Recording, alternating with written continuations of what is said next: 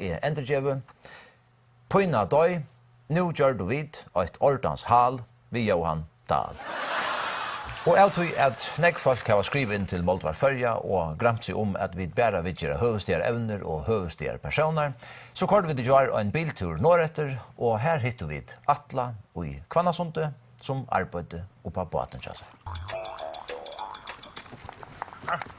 Det är ordentligt säckpaddor du har här. Säckpaddor kan fan följa den sista den sluppunche. Ja, det är en original sluppunche från Klaxkaslöfte 1920. Jag kan gå in.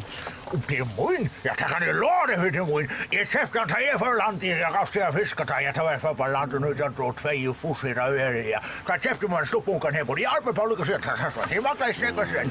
Jag kan ju så på det kan gå så fulla så sent och häckan hos det så normalt så nu så så vad med annars klusse och kabusse och skalett och maskiner och det fina grejer så test mig ut.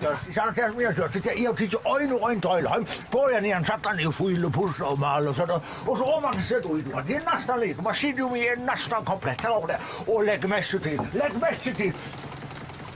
Hetta dekket er ett originalt trädäck som hans Katrine Vitja Sören som arbetar i Klaxkaslöfte av Timperdolten här. Han har smöjat samman så kanske inte nägat här lite sin skit och annars är det funt. Och så är det som maskiner och så sätter vi sig själv och färg ut och fiskat och så är det bara lite snöre ganska vappen och så sen det lyckas som fulla sin hatt och samt och stuttar bara så. Jag också kanske nästa var så skulle jag klara till laktation. Det är nog nu.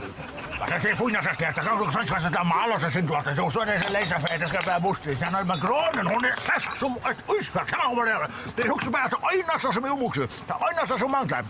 Det är kanske lyckas man sitta nytt hål här i såna så man kan omfärda det med stål så man får nytt en enkel kryss alltså man får ett ordentligt sätt att det så kan stanna fast i botten. Där kommer det. Det är ena som Det är det så här.